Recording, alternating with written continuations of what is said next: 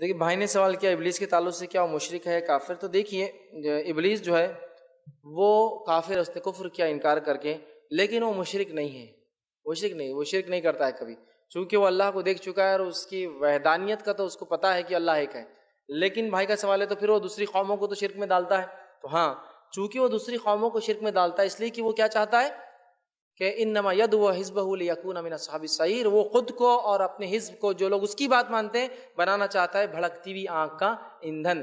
تفصیلات انشاءاللہ میرے اگلے موضوع جن کی حقیقت میں آئیں گی، تو وہ ہم کو بھڑکتی ہوئی آنکھ کا ایندھن بنانا چاہتا ہے، لہٰذا وہ شرک کرواتا ہے، اور جتنے گناہ ابلیس کرواتا ہے اپنے ذریعے، اپنی فوج کے ذریعے، تمام لوگوں کے اس گناہ کا ایک حصہ اس کو بھی شفٹ ہوتا ہے اور اس کو عذاب جاریہ ملتا رہے گا۔ تو آپ کا سوال کیا وہ کافر ہے؟ تو ہاں وہ کافر ہے، لیکن کیا اس نے شرک کیا؟ تو نہیں، وہ شرک نہیں کرتا ہے، لیکن دوسروں کو کرانے کی وجہ سے اس کو عذاب جاریہ ان تمام کے گناہ کا ایک حصہ ملتا رہے گا اور اس وجہ سے وہ جہنم میں جلے گا۔